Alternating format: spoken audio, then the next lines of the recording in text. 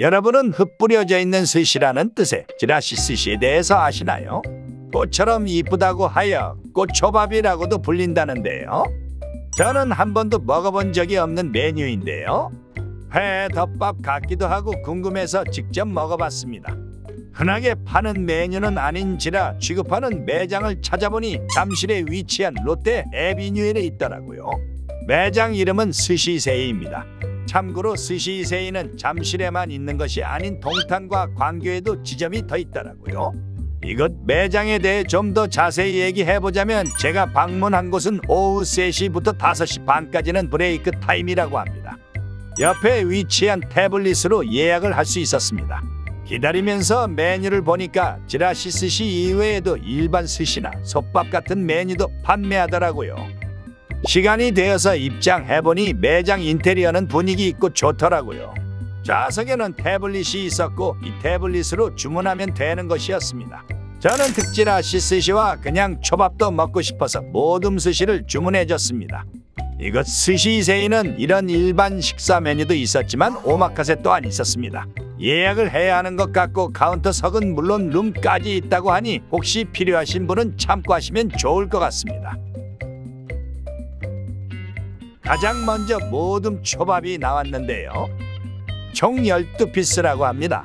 지라시 스시는 비교적 늦게 나와서 그전까지는 일반 초밥을 먹어봤는데 가격대가 있긴 했지만 퀄리티가 상당히 괜찮았습니다. 스시는 광어와 도미 그리고 참치 뱃살과 등살, 연어나 새우 여기에 후토마키 등 싱싱한 해산물 위주로 나오더라고요. 안에 들어간 쌀의 비율도 꽤나 만족스러웠습니다. 계란 초밥이 아닌 쿄코라고 불리는 이 입가심 디저트가 나왔는데 이게 아주 맛있었습니다. 개인적으로 모듬 초밥에 들어가는 계란 초밥이 뭔가 모르게 아깝게 느껴질 때가 있는데 이런 점은 좋은 것 같습니다. 모듬 스시를 리뷰하는 영상은 아니기 때문에 자세한 설명은 생략하지만 전체적으로 만족스러웠네요. 참 그리고 모듬 초밥 메뉴에는 초밥뿐 아니라 미니 소바와 장국 같은 것도 포함되어 있었습니다. 이 두 메뉴의 맛은 솔직히 평범한 것 같았습니다. 그래도 단순히 스시만 나오는 게 아니라 같이 포함되었다는 점은 좋네요. 일반 모듬 초밥의 맛과 구성도 괜찮았기 때문에 지라시 스시만 먹기 그렇다면 이것도 같이 주문하는 것도 괜찮을 것 같습니다. 찾아보니 솥밥 같은 메뉴도 괜찮게 나오는 것 같더라고요. 아무튼 지라시 스시를 리뷰하는 영상인데 쓸데없는 얘기가 너무 길어졌네요. 사실 근데 지라시 스시만 리뷰했으면 영상 분량이 안 나왔을 것 같아요. 아무튼 모듬 스시를 먹는 도중 지라시 스시가 드디어 나왔는데요. 저는 특 사이즈로 주문했습니다. 일반 사이즈와 차이는 식사 양도 늘어나지만 무엇보다 우니와 아마에비 그리고 운하기가 들어간다고 합니다.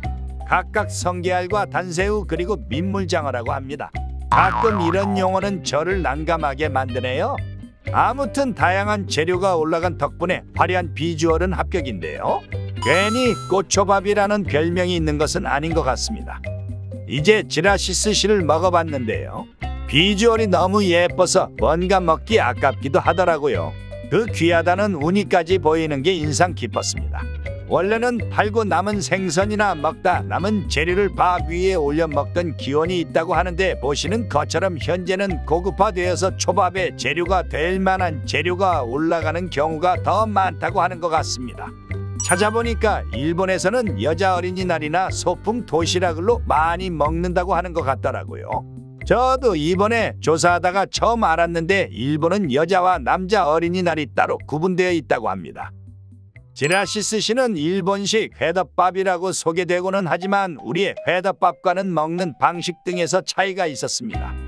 일단 초장과 같은 양념이 들어가는 것은 아니고 사실 한국의 회덮밥은 떠먹기보다는 비벼 먹는 경우가 많은데 지라시 스시는 보통은 그렇게 먹지는 않았습니다.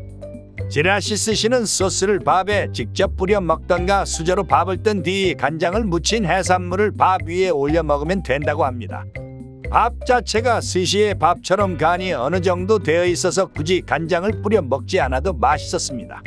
비벼 먹더라도 회덮밥만큼 싹 비벼 먹기보다는 살짝만 비벼서 재료를 느끼면서 먹는 것이 더 좋다고 합니다. 물론 먹는 건 규칙이 없고 자유롭기 때문에 취향에 맞게 아무렇게 먹어도 상관없습니다. 맛만 좋으면 됐죠. 다양한 재료들이 매 숟가락마다 다른 조합으로 올라가게 되니 한 숟갈 한 숟갈 자체가 색다른 스시를 먹는 느낌이었습니다. 이 맛에 지라시 스시를 먹는 거 아닐까 싶었습니다. 스시이세이에서는 감태도 함께 제공해 주셔서 싸서 먹어보기도 했는데 아주 맛있었습니다. 제가 오늘 지라시 스시를 먹어보면서 느낀 건데 이건 집에서 만들어 먹어도 괜찮겠다는 생각이 들었습니다. 초밥처럼 밥을 쥐는 것이 아니다 보니까 비교적 기술이 덜 들어갈 것 같더라고요. 신선한 재료들만 있으면 누구나 맛있게 만들 수도 있을 것 같았습니다. 경우에 따라 아예 해산물이 안 들어가는 경우도 있다고 하더라고요. 일본에서 소풍 도시락으로도 많이 사랑받는 이유가 있구나 하고 느꼈습니다. 마무리로 총평을 하자면 지라시 스시 자체도 저에게는 색다르고 새로운 도전의 메뉴였지만 개인적으로 굉장히 만족스럽게 먹었습니다. 단순히 비주얼만 예쁜 음식이 아닌 맛 자체도 좋은 음식이라고 느꼈습니다. 기존에 먹던 초밥이나 회덮밥과는 확실히 새롭게 느껴지더라고요. 기회가 된다면 한번 드셔보시는 거 추천드리고 제가 이번에 방문했던 스시이세이도 좋은 재료들 덕분인지 아주 만족스러웠습니다.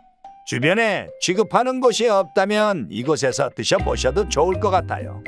아니면 집에서 가족이나 연인과 좋은 재료로 직접 만들어봐도 정말 좋은 메뉴일 것 같습니다.